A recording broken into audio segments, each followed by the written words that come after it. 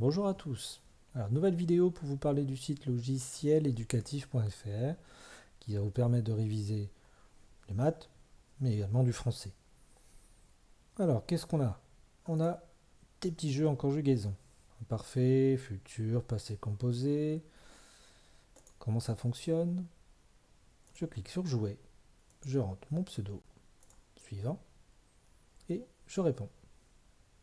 Imparfait, adoucition. Pour valider, entrée. Et pour passer au suivant, contrôle. Alors, si vous avez regardé, ici j'ai un petit score. Et finalement, ce score baisse. C'est le temps qu'on va mettre finalement. C'est un décompte. Je peux le cacher si ça me dérange. Ou le regarder. Et puis à chaque fois que je vais y répondre correctement, je vais gagner 10 points. Et donc si je réponds vite et sans erreur, mon score va être assez élevé. Par contre, à l'inverse, si je fais beaucoup d'erreurs et que je prends un peu trop mon temps, mon score ne sera pas terrible. Donc voilà, on essaye de battre son record et on peut même comparer avec d'autres élèves. Donc voilà pour la conjugaison, c'est plutôt pas mal. Alors qu'est-ce qu'on a encore?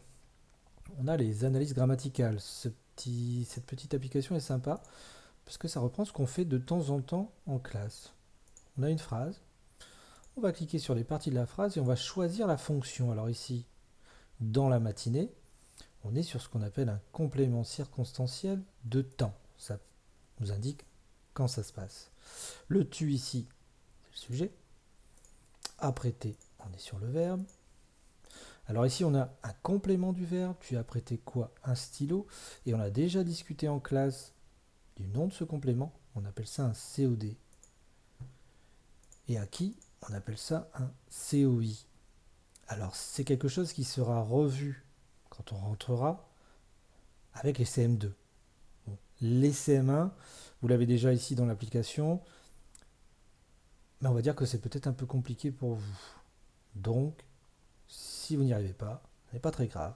Soit vous faites aider, soit vous laissez ce jeu-là de côté. Mais il n'y a pas toujours des COD, des COI. En tout cas, retenez que c'est des compléments du verbe.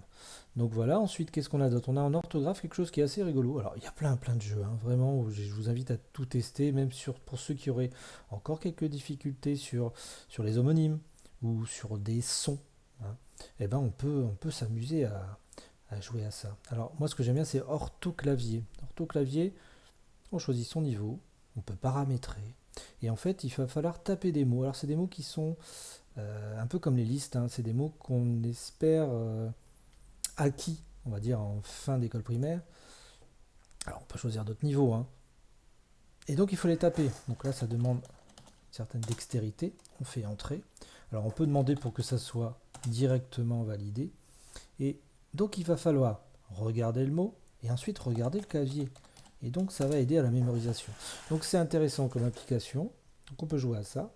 Alors, ce que je vous disais en orthographe, on a également, du coup, pour travailler les homonymes, des phrases et pour lesquelles on va devoir choisir le bon. Donc, j'adore les tartes à la fraise. Alors, je rappelle, ici c'est le verbe avoir, vous voyez, et ici, c'est la petite préposition.